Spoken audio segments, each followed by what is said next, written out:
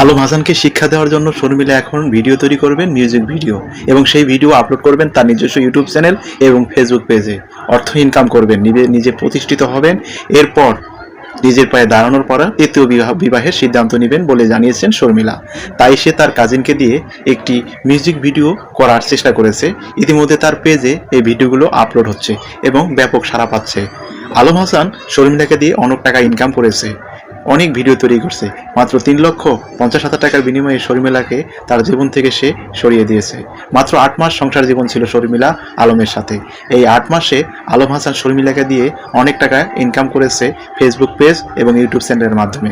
এখন শর্মিলা ভালো না, শর্মিলার মা ভালো না বলে নানান ধরনের কথা সে সরাচ্ছেন। তাই শর্মিলা তার কাজিনকে দিয়ে মিউজিক ভিডিও তৈরি করবেন এবং সেগুলো তার নিজস্ব পেজে আপলোড করবেন। সবাই তাকে সহযোগিতা